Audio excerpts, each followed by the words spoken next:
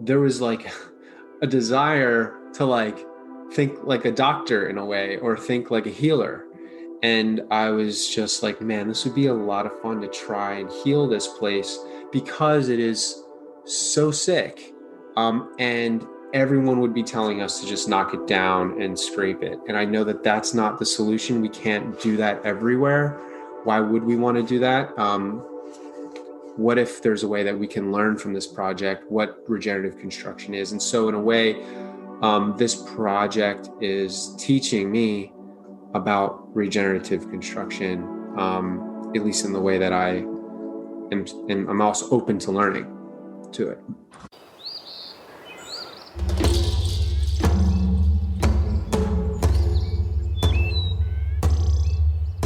This is the Regenerative Real Estate Podcast.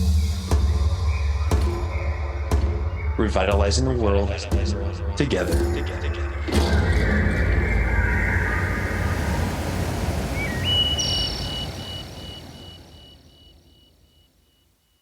Welcome to the Regenerative Real Estate Podcast. This is your host, Neil Collins. It is a show that is supported by our work at Latitude Realty. In it, we explore our natural and built environments and how they can be used as a force for good. The show sets out to inspire impactful ideas, meaningful change, human wellness, and ecological restoration through interviews and easy-to-digest conversations. Our guests range from industry leaders to iconoclasts, from both well-known figures to everyday people leading extraordinary lives. This is a show for people looking for education and inspiration on how real estate can be done differently. Hey, what is up, everybody? We are back with another great episode of the Regenerative Real Estate Podcast. I am your host, Neil Collins, and we are here with the man, the myth, the legend, Adam Sgrenci. Welcome, Adam. Thank you so much, Neil. It is such a good pleasure to be back talking with you here today. Yeah, so for the listeners out there, Adam is actually our first repeat guest on this podcast ever, of all several dozen of these that we've done now.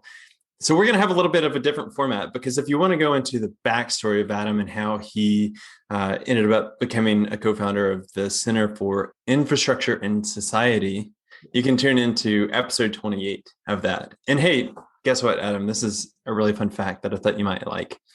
You are the second highest rated podcast episode behind Bill Reed. No kidding. Which I would take as a huge compliment. That is an incredible compliment. And I have so much respect for Bill Reed. Just to even be in the same sentence, thank you. That is so incredible, and probably not totally deserved. So, but thank you. That's awesome to hear. Yeah, I thought that was really something just to watch. I mean, the episode just like kept increasing, going up the stats, and that's why we wanted to have you back on. Not only do I think you're just doing some incredible work, but I think the work that you're doing is on the cutting edge of the construction field. And we got to have an internal dialogue with our team at Latitude about a project that you're working on. And you dropped a nugget that I don't want to just give it away right now, but it like completely disrupted in a great way my entire thinking on the regenerative lens of work in real estate. And we've done a lot of work with the IFLI, the International Living Future Institute, on what regenerative design is. We've had Bill Reed on with the Regenervention group. We've literally scoured the world and the internet on regenerative philosophers and thinkers and doers. And I can squarely say that you're at the forefront of the construction industry on regenerative construction. Wow. He's speechless. That's beautiful. I mean, when this all started for me a couple years back, and I started just writing articles and posting them, I typed in regenerative construction, in Google, and nothing came up. And then I wrote an article and I typed it in. It was the only thing that came up. And I was like, I know that there are builders out there who are bringing the values and principles of regeneration into the construction process. I just haven't met them yet.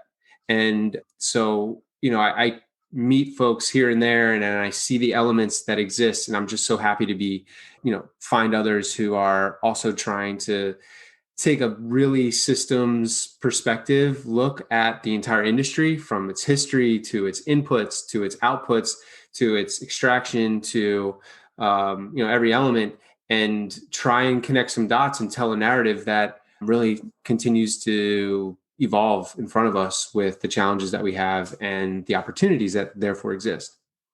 That's where I see a lot of similarities and parallels between our side of the work. Like, Yeah. we work on the sales side, you work on the construction side, both dominated by a transactional orientation on how things get done. And whenever we're really diving into sustainability in real estate and looking at who are the thought leaders out there that we can network with, we can really try to grasp the philosophical tenets of it, you realize that the architects, the urban planners, the designers, they've been there and they've been waiting, I think, a long time for the construction side as well as the sales side to meet them where they've really been pushing. And I'm glad for it. And I'm glad that we can play a part in the ecosystem. Yeah, no, absolutely. I've always felt that there was incredible history and heavy flow, volume of energy within the design space, and the architects who've been talking about regeneration for years.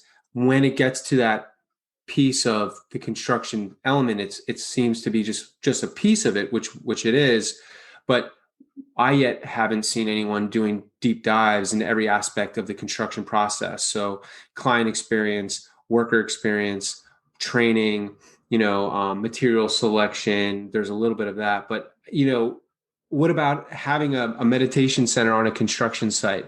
Where does that fit into the project, and how does that fit into what's regenerative, and what are the nested systems and the ripple effects and impacts of doing something like that on a project?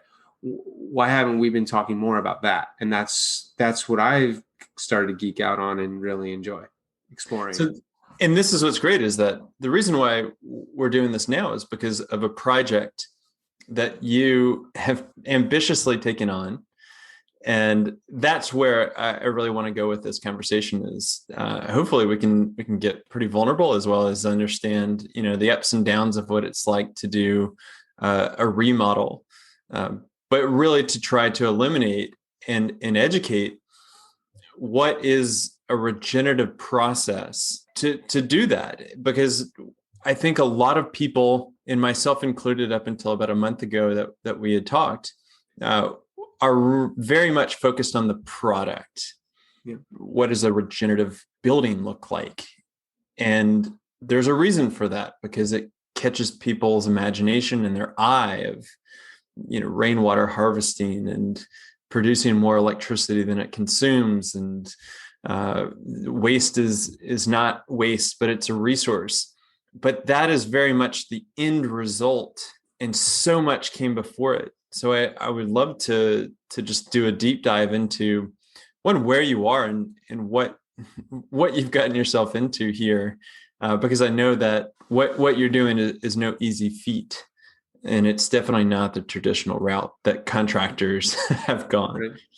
It isn't, especially as you were talking about earlier, the connection of our industries in real estate and construction. We're very transactional. And the lens that most folks look through when they look at the construction element of civilization is as cheap as possible, as fast as possible. Get it to the end, get it done, and let's just move on and let's get it over with. In reality, what does that mean? That means that people are incredibly anxious through the entire construction process because they're worried about the budget and they're worried about the time as the priority focal points of the project. And it also means that those who are working on the project are racing through their lives every day at work, and they're eating unhealthy because that's all they have time for. And it doesn't really matter as long as I get food into my system. And they don't get the opportunity to be intentional. Designers certainly for the most part, to get to be intentional. They get to sit back and like think about it. Not to say, I don't mean in a bad way, sit back. I mean, they get to step back to look at the broad picture and the vision and the elements. Wouldn't it be great if everyone had that opportunity on a construction project to be able to step back and let it sink in as to what's happening here? What is happening? A shelter is being created for a family, or a school is being built for students, or a hospital is being built, to heal the sick, or whatever. And, that's just not something that we get to capture in the experience of working in the industry. So what we can look at from the stats or just high level metrics, the construction industry we know has among the highest energy use, among the highest emissions, among the highest impact on waste, and filling the landfills. Like, we know that the industry is unhealthy all the way around. So why are we continuing to use the typical thought process or thinking or perspectives to try and solve the infrastructural problems that we have? Over the last 5 years, or maybe 10 years, you can see a dramatic rise of technology companies that are trying to fix the industry, and they're presenting solutions in the form of products. And you've just mentioned this. What we're saying is it has nothing to do with the product. It has nothing to do with the final build. It has to do with the process. So that gives us a really great opportunity to learn from the pioneers, indigenous wisdom that has existed for thousands of years, but also individuals who have really tried to present to the design and construction industry over the last 100 years of what a different thought process would be. I'm thinking of folks like Bill Reed, you just mentioned, but Buckminster Fuller are two like well-known folks who have had a major impact on how we think and how that process and design can be, let's say, integrated into the daily construction experience, both as an owner and like a homeowner, or as a building owner, and as the labor force that brings that together. So with that framing, let's talk about what you personally set out to do, because I think that your personal journey is one that is just a great example of how you put this into practice. And maybe it's best that you're doing this and you're kind of pioneering a methodology on your own property than maybe with a client that is used to a linear fashion of how construction should run. You've got the budget and the Gantt chart and timelines, and it gets pretty stressful. Mm-hmm. And the contractor is usually the first to get sued in the whole process when things do go wrong. So maybe it is best if you're saying, let's try a regenerative approach and look at the process. Yeah. And what does that mean? And the simple answer is, I don't know. I'm just trying to test ideas that potentially match some of the elements of the experience that I know are bad.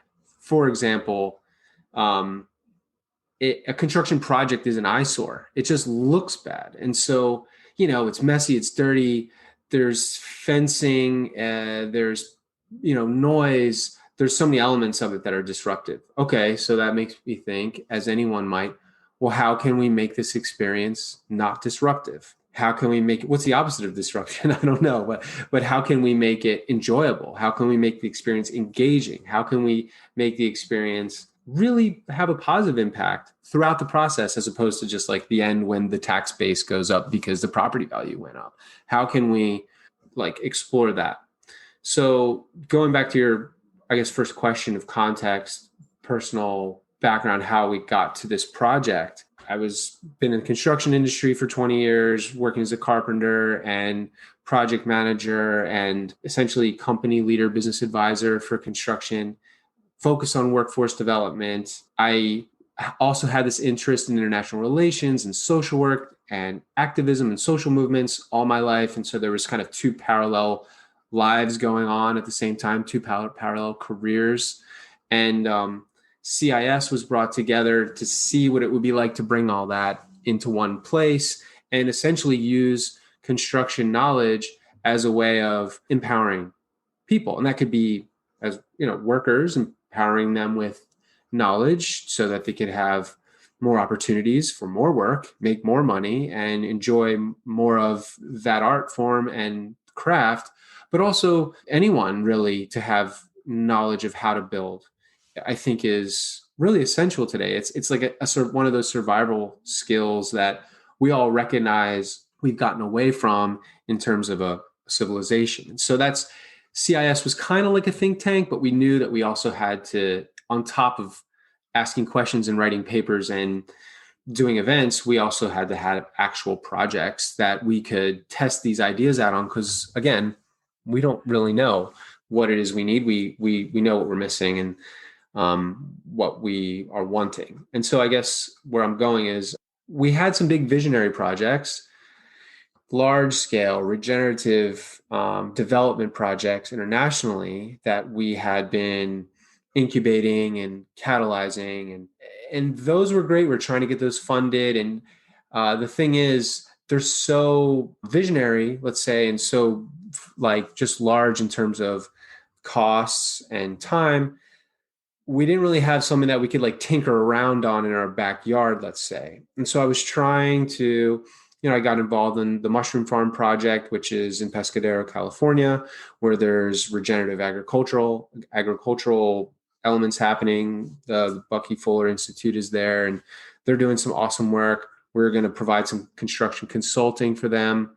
And that was an interesting way to explore what regenerative construction is here in California. We were looking at projects like, wildfire mitigation, and the state of California has a large housing deficits. But again, these projects weren't really like within my control so much. I was just making suggestions on what we could do and getting involved in. I learned a ton, and it was a lot of fun, and I met a lot of amazing people. What happened in late 2020 and early January of 2021 this year is my wife and I decided to move. We decided to sell our home in San Jose and buy a home in Redwood City, where we just really have loved that community. We've lived in Redwood City before. My wife really fell in love with a specific neighborhood, the style of homes there. They're Eichlers. And anyway, we were drawn to this property at 101 Oakfield. And when I walked onto the project, I had my construction hat on, and I was like, oh, this is a scrape. This is a knockdown. And that's the way most folks think in the peninsula or the Bay Area in general. There's a lot of money, the housing market, pretty much like I'm probably not recognizing this is probably the case around the country, but there seems to be an industry standard now. When a home is in a certain condition, it's better off just throw it out and build something new. And there's an argument for that. And I understand that some folks think, well, certainly it pencils out perhaps better financially, and it's just easier, and there's like a whole bunch of elements within our collective wisdom, I guess, within the construction industry and real estate industry that would guide us to go in that direction. But it kind of hit me in that moment.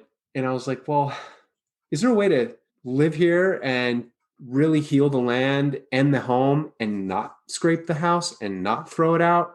And that's what set us off on the path of taking some of the things we were already doing at CIS and making it very personal. So physically bringing it into my home and my family, but then also having the ability to like own every aspect of what we're doing, so that when people say, you can't do that, the ICC report says you can't do that, or the engineering says you can't do it, or the designer says you can't do it.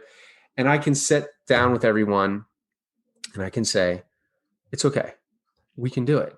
And if it fails, it's on me. Could I run out of money on this project? Absolutely. Do I want to run out of money? No, but I mean, that's not the point. We're going to make these decisions based on health versus what the historical industry has taught us is the right way to handle it, and what how it pencils out financially. We're gonna attempt to use another set of guidelines and indicators. Let's take a little deeper here on the desire to save what was. Was it coming from a place, you'll hear often that the greenest house is the one that's already been built. Was it coming from that, the carbon, the embodied carbon thinking, or was it something else? Yeah, I think there was an element of that. There was an element to not attempt to erase the past. There's an interesting history that we learned in the neighborhood. So I guess about 70 or 80 years ago, the neighborhood was owned by Ansel Adams. And the story that I heard, that I need to continue to like fact check, but the story that I heard from neighbors is Ansel Adams sold the property off to a developer friend, and the developer friend designed a whole bunch of Eichler homes, which are the sort of quintessential 1950s mid-century modern John Eichler, Frank Lloyd Wright inspired, style of living, indoor outdoor experience. And so anyway, we could have demoed the home and just built another Eichler, but I don't know. There's an element that I was like, I want to see, is there a way we can keep this and keep the connections with the past? So there was an element of that as well as just attempting to be green, because we are going after that. We don't want to just add more waste to the landfill. But yeah, I think it's both of those.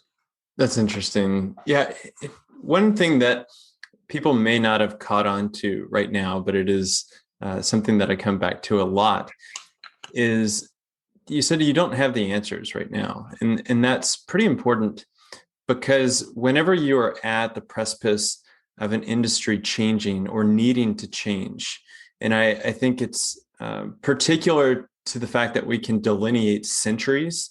Really, we're now in the 21st century. We're largely living with 20th century infrastructure, and we're saying, okay, where are we going? And the question that I think is important that you have asked starts with, how might we? How might we do this? It's a generative question like that is rooted in regenerative philosophy. So I think that is amazing. The sales person in me is wondering, what drew you to this one place? What did you see the potential in it, or did you know where you wanted to go in terms of, this is the style that I want, these are the bedrooms and bathrooms, this is the solar orientation? Or was it just like, this is a place that's on the market and we like the neighborhood? Yeah, well, we liked the neighborhood. We got really good feeling from talking to neighbors, and the neighborhood was quiet. We have two young girls who are, well, actually today's Sufi's sixth birthday, so happy birthday to Sufi. 6 and 10. I have a 10-year-old as well, and so there's young kids in the neighborhood, a few, and I don't know. I think we got a really good feeling there. The other piece is that, so it's January, and I'm walking around the property, and January in the Bay Area tends to be when we get some rain, when we finally get some rain. And the ground was really soggy, and you're walking on the land, and it's like a corner lot, so you can see it from a couple different directions. The sign, for the street, there's the two street signs that are like crossed, like it's Oakfield, and I think Park something. I can't Parkwood, Parkview. I can't remember the other street that's there right now off the top of my head, but it's like a central focal point. And I just stepping on the property, I was like, man, this property is sick. I just felt like it was unhealthy. The ground was really soggy, not because of necessarily the rain, but the drainage obviously was really just, the drainage was not good. You could see all the pathways had been like really twisted and wobbly, and there was some brick and there was some concrete, and everything had sort of been broken. And when you walked into the home, the slab foundation had settled very considerably. Most of the homes in the neighborhood had all failed.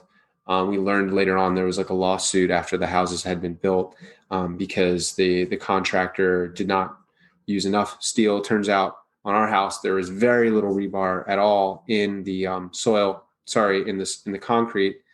But my point is, there was like a desire to like think like a doctor in a way or think like a healer. And I was just like, man, this would be a lot of fun to try and heal this place because it is so sick. And everyone would be telling us to just knock it down and scrape it. And I know that that's not the solution. We can't do that everywhere. Why would we want to do that? What if there's a way that we can learn from this project what regenerative construction is? And so, in a way, this project is teaching me about regenerative construction, at least in the way that I am, and I'm also open to learning to it. Hey, everybody, this is Neil. We are going to get back to this great conversation in just 1 second. But I think it's fair to say that right now we are facing some pretty unprecedented challenges in the 21st century. I mean, you name it, environmentally, socially, economically, we've got some big problems that we need to overcome. And that's why, for me personally, and the people that work with us at Latitude, we want to dedicate our time and our energy so that we are not only working to put food on the table and a roof over our heads, but also make the world a better place. And so if you are at all interested in combining your sustainability values with a very powerful financial model of real estate, then I highly encourage you to check out what we are doing at Latitude. We are creating something truly special with a tribe of change agents that for now is working across North America. And hopefully one day in the future, with you coming on board, we can be working across the globe. So please check us out. You can go to www.chooselatitude.com, or you can find us on social media at latitude.realty on Instagram, and we are also on Facebook. Okay, let's get back into it. Where do you start? A normal renovation like that is going to be walking your general contractor through, coming up with hopefully a detailed budget. You've got to settle on the type of contract you're going to use, and there's a lot of question marks about well, we don't know what's behind these walls, and we don't exactly know, but you're going to come up with the timeline. Like what is this process? So let's start moving into you purchased it, but where did you go? What did you do?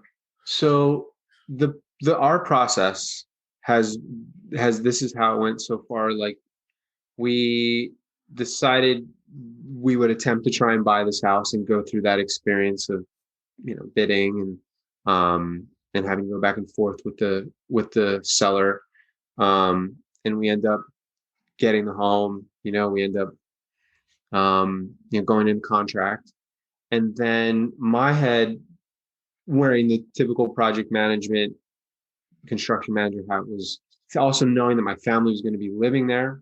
We didn't know at the time that we would be doing what we have done already. So we thought maybe we'd move in first and potentially do the remodel while we were there.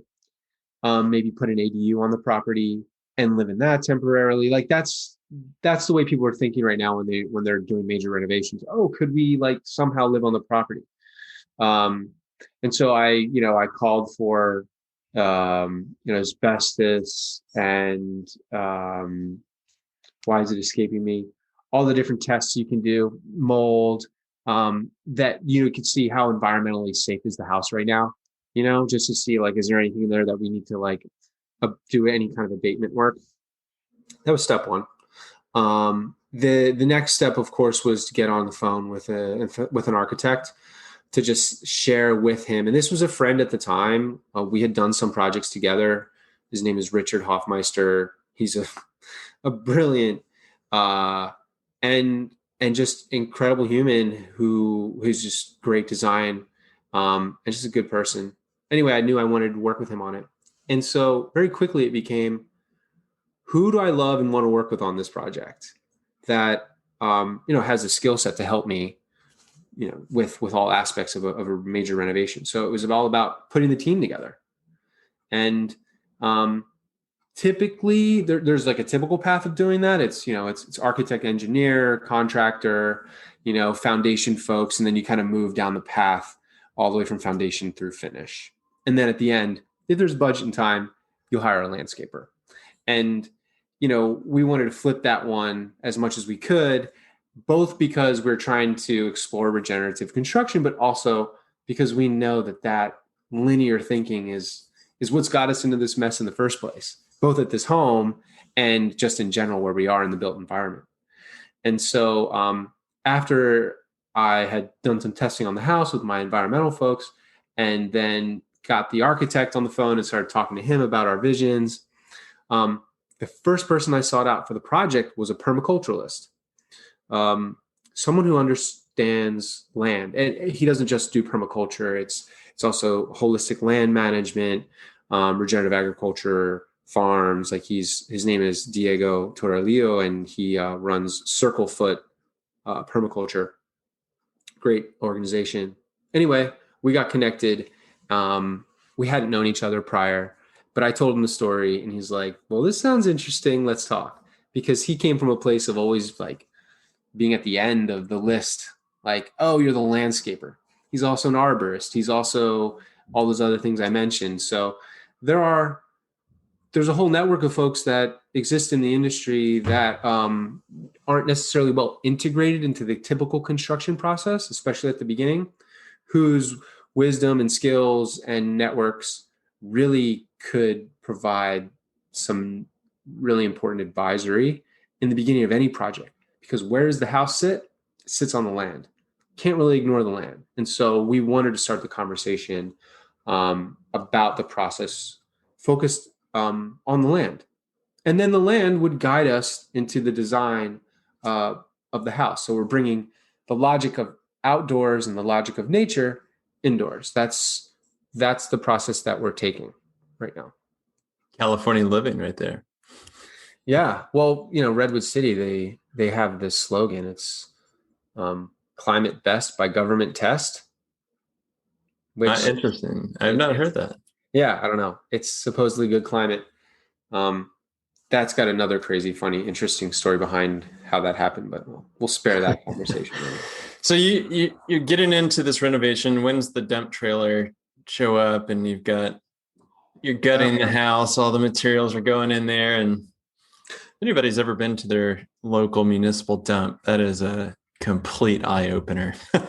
It's a tragedy, and it is an eye opener to see how much waste comes in from everything, but from the construction industry, it's just endless. You're seeing cabinets and big chunks of marble and windows, and because you can't take that stuff to Goodwill and some of those recycle places anymore because those places are over capacity. And so now everyone's stuck with all of this fine material. So what we're calling step one of this project is harvest.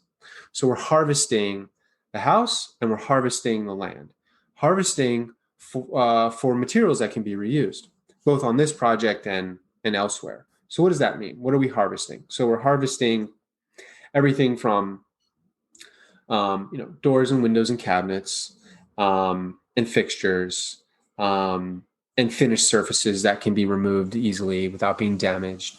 In some cases, we were able to harvest some tile, which is really hard to do because of the thin set and the mortar. But then outside, there was a ton of material to harvest.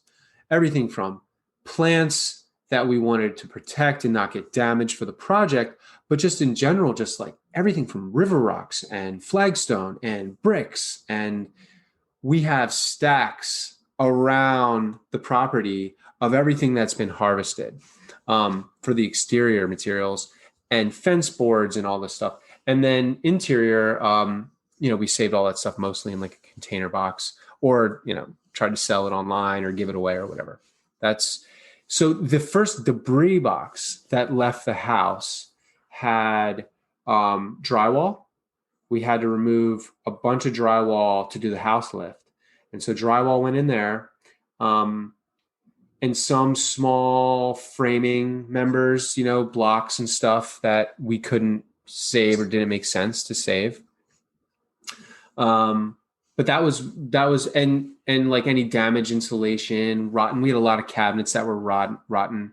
There was just a lot of materials on the project that had been there for 70 years that were in such bad condition you couldn't even take them apart without damaging them. So those, unfortunately, were removed from the site. And of course, we're tracking all that, we're tracking the weight of everything that left.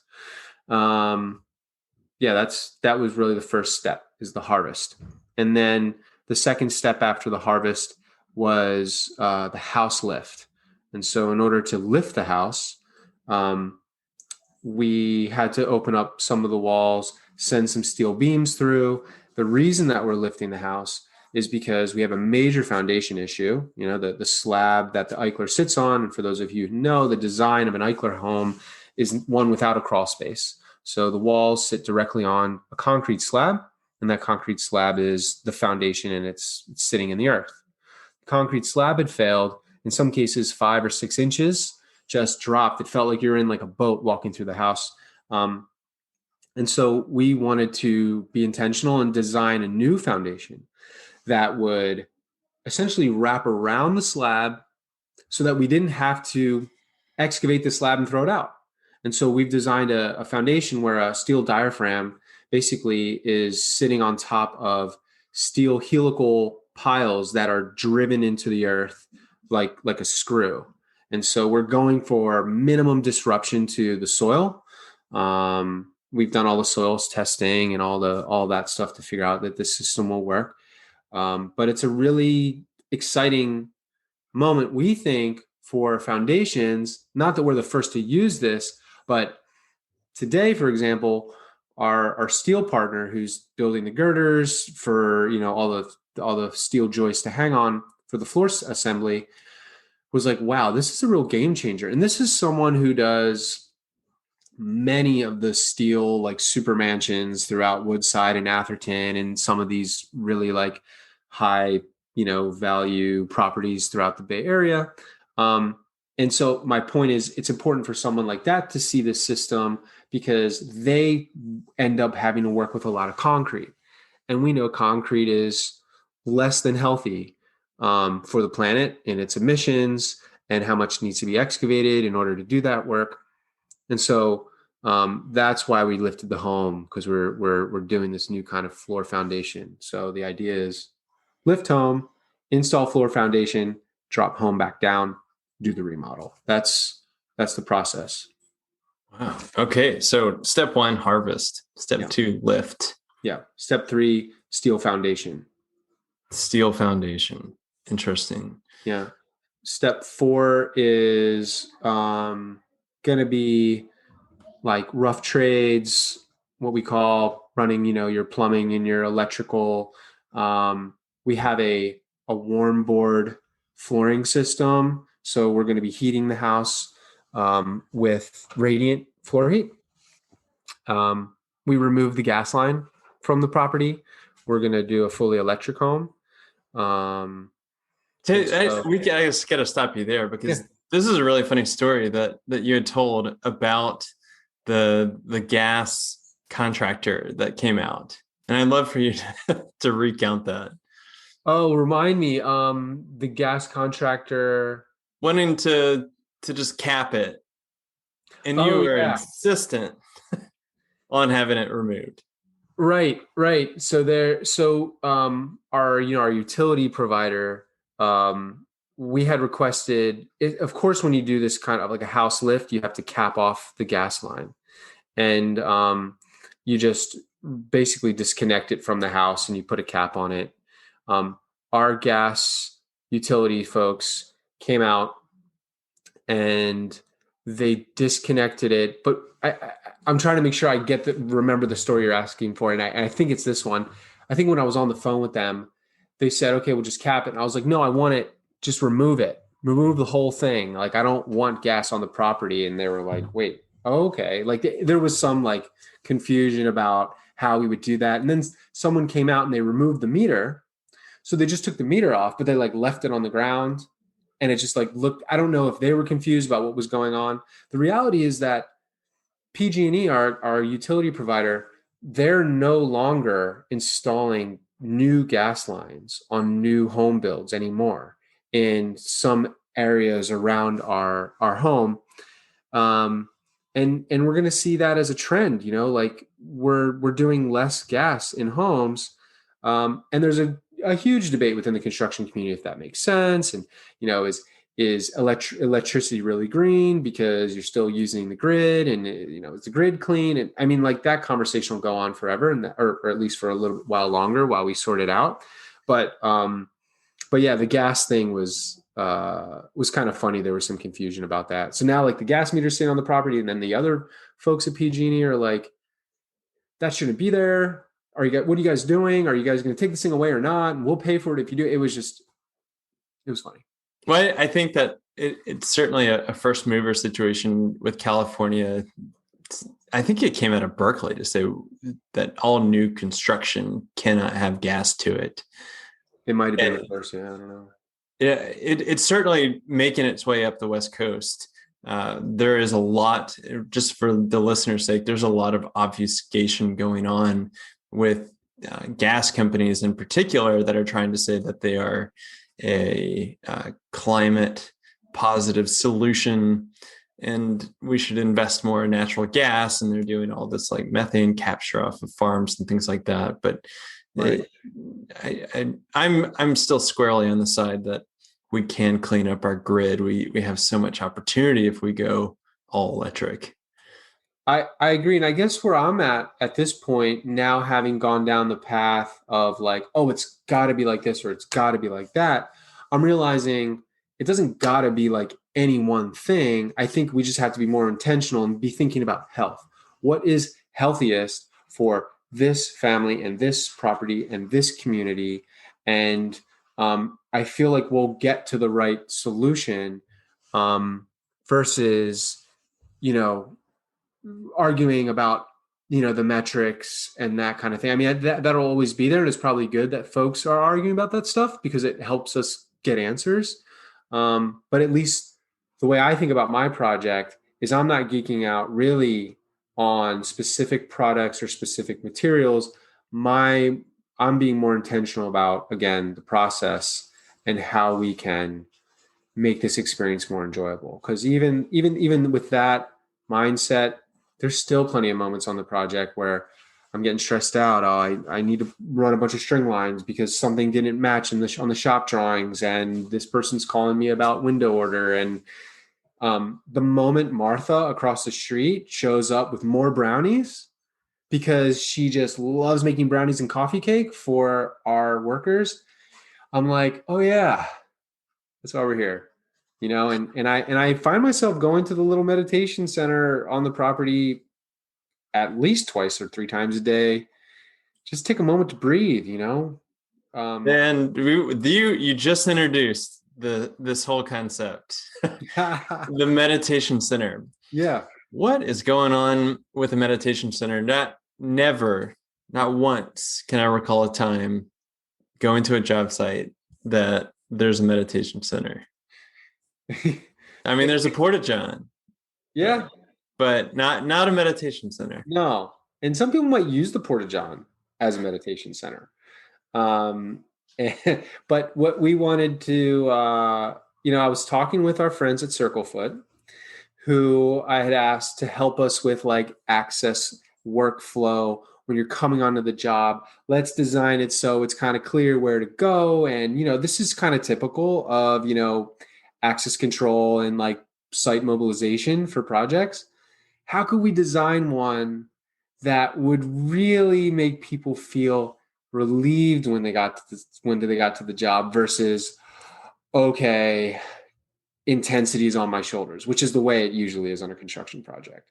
You go to your truck outside in the street to like take a moment to breathe. We're trying to say, no. How can we make the construction site be a state of innovation and abundance and peace and happiness?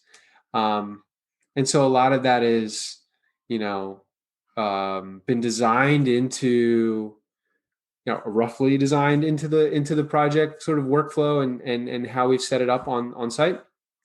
But one really cool element that I just point out to everybody when they show up to the job for the first time is there's a meditation center or a prayer center or whatever you want to call it. There's a decompression space here.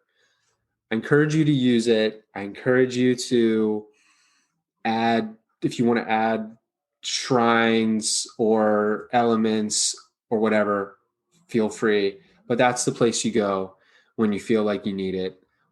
Some people actually have already built into their practice to say a prayer before they start work every day. And we got really lucky with our house lifting team. They're called Solaris House Movers.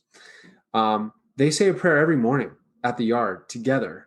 They either hold hands or they like stand in a circle, but they basically bless their team and they bless the project that they're going to work on. And then they come to the project, and right before they do that lift, they do a prayer. And I felt so like, oh my gosh, how is it that we got, like, how did we find these folks? Honestly, that connection just came through a friend. And I guess might have gotten lucky there, but I was able to say the prayer with them right before we lifted the house. It's one of my favorite memories so far on the project. But yeah, the meditation center has become just a essential element of the project. Even though it's like a temporary place, it helps. Again, it's about challenging the typical process, and that was such an obvious one that came to mind. Like, why don't we have this on every construction site? Some folks use it every day. Some folks don't. That's not the point. I mean, that is the point. It's like, use it if you want to. I know there's a couple other elements that would be pretty unusual if you're used to more of a conventional process. I want to start with the tongue-in-cheek one. That's pretty funny. But did you bring chickens to your job site? So this is back when we thought we were going to be living there. And during the move process, we're not living on the property. We couldn't bring the chickens with us where we're temporarily living. So the chickens had to go to the house. I didn't want to get rid of the chickens. I love the chickens. And the property had a playhouse on it. The playhouse, like a kid's playhouse. And my kids were really excited. They're like, cool, there's a playhouse. Well, the playhouse became the chicken coop. And my daughters weren't very happy that happened, but they understood. So the chickens lived in the playhouse for a little while. They're no longer living in the playhouse because Diego and the Circlefoot folks said construction site, it's not good for them. They're not going to be happy for the next 9 months or how long it takes to do this project. I did find a fantastic home for the chickens, not too far away. It's a farm where this one family basically just accepts people's exotic animals, and it is like hundreds of animals living out in the woods of Woodside, and they're like, I'm so happy for my chickens right now. They're happy out there. But yes, we had chickens on site, and for the first few subcontractor meetings, everyone really jokes around and laughs because a lot of times my chickens would get out of our property and I'd be chasing them in other people's yards. And so when I first met Diego at Circlefoot, he saw me with a broom chasing a chicken around the property. And I was like, I'll be right with you. I just need to find my chicken. I think that's so funny. Okay, we're going to continue down this thought process of how the job site stands apart. And a way where I want to tie this in is that, regenerative real estate, I really see it as this virtuous cycle of how place can give to us and we can give back to place. And it might not just be this perfect circle, but it really is, it's virtuous in that it cycles upwards, that we can really impact itself and gather and speed as it goes along. Whenever you roll it to a normal job site, it's cordoned off with a fence. There might have a development notice sign out front, and then there's a contractor sign that announces who's shepherding the project, and that's about it. There's probably a lot of weeds and some trucks parked out front. But what does it look like? I know that you have engaged the community through this process, which I think is really what sets this all apart in my mind. Yeah. I think besides the meditation center, the other most exciting element of the project is the construction fence. Um, I think even before the project started, I was just like, we've got to do some kind of cool engagement with that fence and make it not an eyesore and use it as a communications board, use it as a place for posting art. Let's make this fence not, be like a separation with the neighborhood and the project, but some kind of new engagement. And so it's used as those items. We communicate what's happening on the project. We actually have some like chat sort of analog chat abilities, where we have chalkboards and chalk out there, and people, and we've had neighbors ask questions with, writing in chalk, and we've responded in the chalk. We have a young, really talented local artist who puts artwork up there that's intentional. Like we did an art tribute for Martha, the woman who makes us the goodies. And one of our contractors, or one of the drivers for one of the contractors who delivers the heavy machinery, is a tattoo artist. And he did this really cool chalk based like image of a skid steer, and so it's communication fence. It's an art fence, and it's also an education fence. So we post, again, not just information about the project itself, but also information about regeneration in general. What are the 10 elements of a regenerative landscape or of an ecosystem? And we're sharing that information.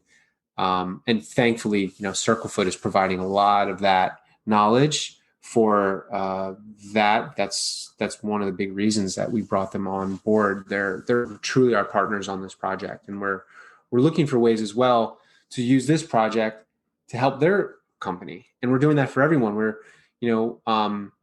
Sorry, I'm taking it a little bit off the fence, but I'll just finish the point, and that is we're looking for ways to engage and that across that line of the fence. So if it's with the community, you heard, but that's the engagement effort there: education, communication, knowledge, art. But with the workers that come in and on the project, in and out of the project, we're not just looking for that transactional relationship, right? Where it's like you provide a service, I pay you a fee for service. Rather, we're also looking to help mentor the businesses that come onto the project and help them expand in ways or grow in ways that they want to grow, and try and experiment things that they've always wanted to try on a project. Maybe they couldn't because of certain limitations. And so that's another element of that fence separating us from the outside of the property. Mm.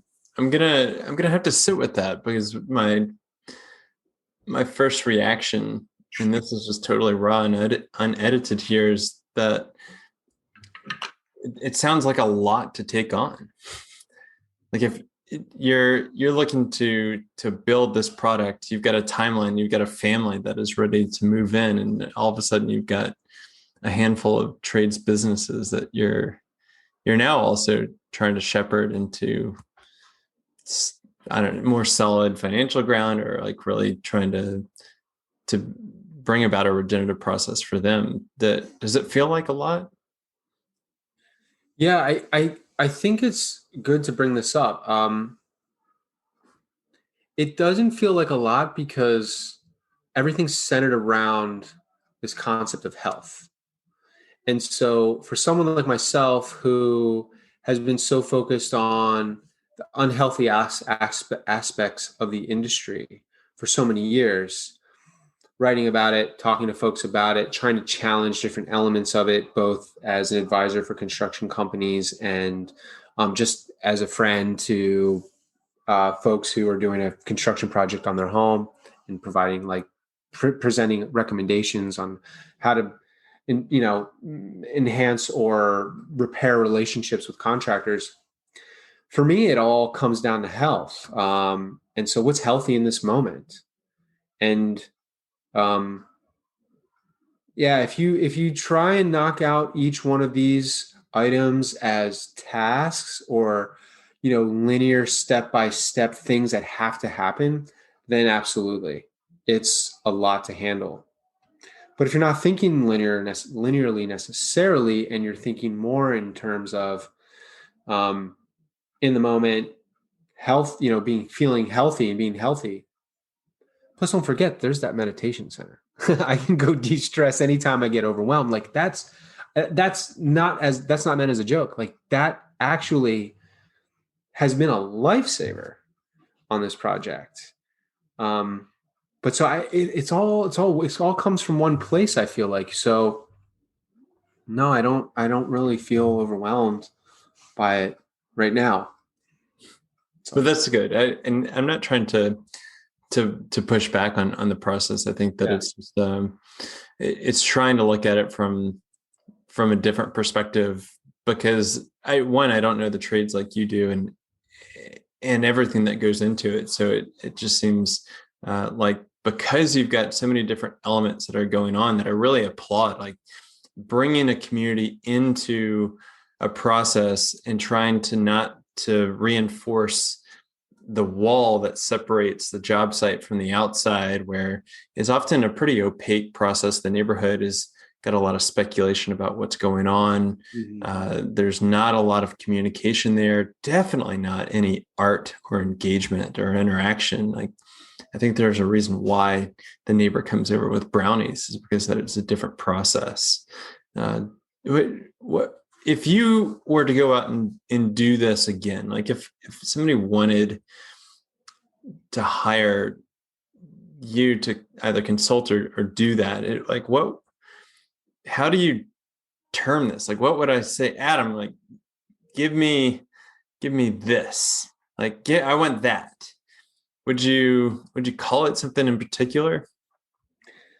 Yeah, that's a great question. I am starting to explore how we can introduce some of these elements that we're doing at the Oakfield Nest to other projects and to other clients and other partners in the construction world. And no, I don't have a name. You could use a term like regenerative construction or intentional construction management or intentional project management. Um, Maybe you can use the term like holistic. I really don't know. I think that's a good question. And it's also trying to communicate to someone why this approach is important. Um, and typically it's very transactional. Um, there is one term though that I had been mentioning to you, and thank you for raising the point. Regenervention. It's an intervention, and so it's a regenerative intervention is what we're really doing here. We're interrupting a moment in the typical hustle and bustle of a construction project, and we're raising our hand and we're saying, "Hold on, everyone. We need to talk about something. We need to be like really real about what's happening here, and we need to basically intervene and stop what continues to happen in the degradation of people and planet." Um, so maybe that's a term. I love Regenerate. it. I think Regenervention is apropos to what's needed in the construction industry in general. And where my brain goes, and I hope that this could potentially spark some avenues, is that if people are looking to work on an aspirational project like a living building, there are so many pedals that you're going to have to hit. There's 7 pedals in a living building, and I think if you want to pick up a couple of the pedals right off the bat, I mean, just education and inspiration. I'm looking at the wall on your construction site, things like equity and really exploring the different avenues that you're taking. I think that the living building challenge community could really take a big chunk of your playbook and really run with it. So I think that this can fit in really nicely on residential projects up to just really large commercial projects and master planning. And how do we kind of reconceive the system? Because I think it's really cool. And I really hope that we can even use this as an example going forward of what does this look like? How do we have case studies come out of it? And like, not to diminish the process, but I can't wait to see what the product's going to look like at the end of the day. Thanks. Yeah, I'm super excited about it. And the idea of, presenting some of this to the likes of, Living Building, like that would be so much fun to do. And I would hope to do it with you. Because when I think of all the folks who are working in a space where we could present these kinds of approaches, really just the work that you've done and the way that you've presented a similar how might we to an industry, like I just see such an incredible fit for this twist on construction and this twist on real estate. Those are like those two elements of what we think of as in regenerative development and regeneration, as like these surrounding sort of tangential industries that are a part of it. But so that means we need to focus there too, because it's all integrated, right? It's all connected. Adam, it's been an absolute pleasure. For everybody tuning in, you can just tell that we're two regular guys trying to throw a bunch of spaghetti at the wall to see what sticks. And hopefully it's going to enable just a brighter, healthier, more regenerative future for everybody involved. So thank you for your work and thanks for coming on again. And we're going to aim for the number one spot. Oh, wow. And maybe you'll be the third, a three-peat once this is all over. I would love it. Just the opportunity to chat with you, Neil, is like, I look forward to it. All right. Thanks, brother. I appreciate that. My pleasure. Okay, everybody, that is a wrap. This is another just great episode that I'm so glad that you're able to tune in. And thank you for being interested in regenerative real estate. What we are trying to do is help people and planet thrive together by using the built environment as a catalyst. And so I've got a couple big asks for you. Number one is, can you please go to wherever you're listening to this podcast, leave us a rating and review. Those actually go so far. And since this is such a passion project for us, we really want to be able to attract the best thought leaders from around the world.